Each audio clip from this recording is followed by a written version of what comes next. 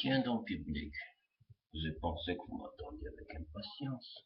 Mais moi aussi, je vous attends avec patience. Vous savez quoi? J'ai une question à vous poser. Si vous étiez public, que choisirez-vous? Le public ou moi?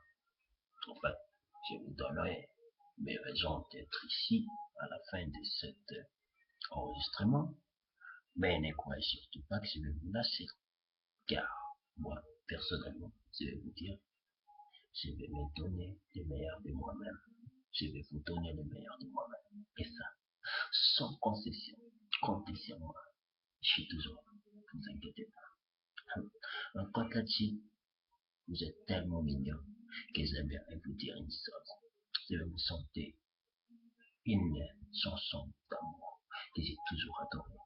Mon père me disait souvent, tu sais fils, un jour, si tu chantes une chanson d'amour, ne serait-ce que devant l'écran ou à l'intérieur de l'écran, c'est-à-dire que c'est toi qui fais l'écran tout seul. Alors, j'ai toujours écouté mon père, quoi qu'il en soit, quoi qu'il en est arrivé. Bon, ne serait-ce que histoire de à vous dépenser. Moi, je ne suis là que faire mon travail et vous donner le meilleur de moi-même, comme j'ai toujours dit. Alors, j'espère vous voir bientôt. Alors voilà, je vous raconte. C'est l'histoire d'un type qui débarque dans un supermarché. Alors le mec, il était tellement hyper speed, tu vois. Alors là, j'étais en fait employé comme en tant que sécurité. Je me suis mis devant la porte. Le mec, il arrive, il a deux sacs dans les mains, main gauche, main droite. Alors, il rentre, il dit, excusez-moi, je suis tellement pressé. Alors moi, je lui dis, écoutez, laissez-moi vos sacs et après vous rentrez. Alors le mec il me dit, écoutez, je suis tellement pressé. Encore une deuxième fois, je répète la même chose. Écoutez, pose tes deux sacs et tu peux rentrer. Alors le mec il m'a dit, mais dis donc, vous êtes black, vous? Moi j'ai dit, et alors, ma couleur te dérange? Le mec il me disait, et je sais pas, mais moi je suis black mais métis. Ben moi j'ai dit, c'est ton problème si t'es métis mon gars. T'avais pas qu'à te colorer le visage, mon vieux. Pourquoi tu te colores le visage alors que t'es black? Ton père il est black comme moi? Non, mon père il est métis aussi. Et ta mère? Ben ma mère, je sais pas, j'ai jamais vu ma mère d'ailleurs. Je me suis posé la question. Tiens d'ailleurs, justement en parlant de ça, est-ce que tu connaissais ta maman toi? Moi? À quoi de quoi tu te mêles toi? Hein? Et alors, si je connaissais ma mère, et c'est quoi le problème mec? T'as un problème? Non, non, non, c'était juste une question, tu vois. Regarde, ça t'a déçu déjà? Non, non, non, t'inquiète pas, c'est toi qui vas être déçu, mon vieux. Tu vas pas être déçu du voyage, je te l'ai dit, hein. Parce que si je reviens sur la décision, pourquoi tu t'éteins le visage, hein? T'as pas vu Michael Jackson, hein? Parce que Michael Jackson, tu crois qu'il en a pas assez fait? Oui, mais Michael Jackson, lui, c'est pas pareil. Il représente la race black. Oui, oui, oui, oui, c'est très bien qu'il représente la race black, mec.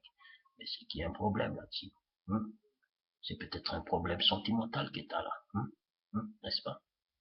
Non, non, non, je pense que c'est un problème qui me vient de mon père. Ah, tel père, tel fils, n'est-ce pas? Oui, comme moi. Et alors, c'est quoi ton problème avec ton père? Oh, c'est que mon père, il a un plus gros doigt de pied que moi.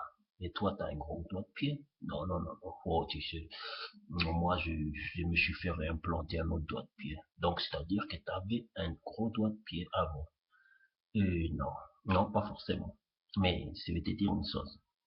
Les jours où j'ai appris que quand j'avais à peine 5 ans, quand ma maîtresse me disait, mais dis donc, t'as un gros doigt de pied, toi. Alors je lui ai dit, écoutez, madame, euh, c'est, c'est juste une maquette, hein, vous inquiétez pas, c'est pas un vrai doigt de pied.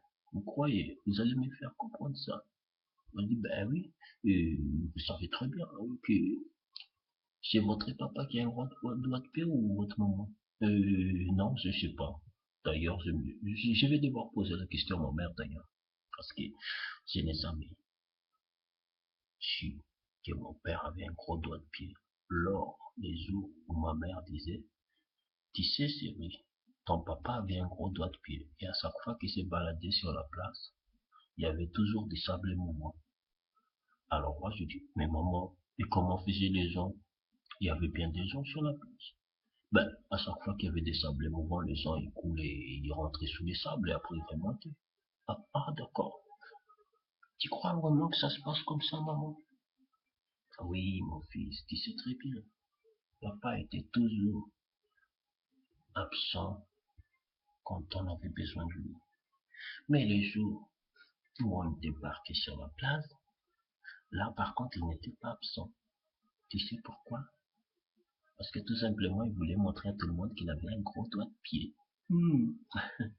Ça, c'est un secret, maman. Par contre, maman, je vais te dire une chose. Maîtresse m'avait demandé à l'école pourquoi j'ai un gros doigt de pied. Alors, moi, j'ai répondu, je sais pas, c'est une bonne question, maîtresse. Je vais peut-être les poser la même question à ma mère. Alors, sur ces points, ma mère, je lui pose la question, elle me dit, écoute, coupe ton doigt de pied et on arrête d'en parler de ça, d'accord? Moi, je dis, maman, ça va être trop dur de couper un doigt de pied, ça fait mal. Vous savez, vous avez déjà vu les films japonais où, genre, imaginons les mecs, il a échoué une mission, disons une mission, il a échoué, et à chaque mission qu'il loupe, on lui découpe les doigts, tu vois. C'est-à-dire, nous avons 10 doigts, vous savez, 10 doigts. On a 10 doigts. Et s'il y a 10 doigts, imaginons qu'on a loupé 9 missions, il nous restera un doigt. Et imaginez comment on va dire bonjour à quelqu'un avec une seule doigt. Ça, personne n'y pense, tout est là-dedans. C'est calculé et dimensionné. Enfin, surdimensionné. Alors, un jour, il y a un type qui me pose la question. Mais pourquoi est-ce que tu fais toujours ce genre de charabia? Alors je lui dis, tu sais, je t'y savais avant que tu sois né. Je vous remercie. C'est moi.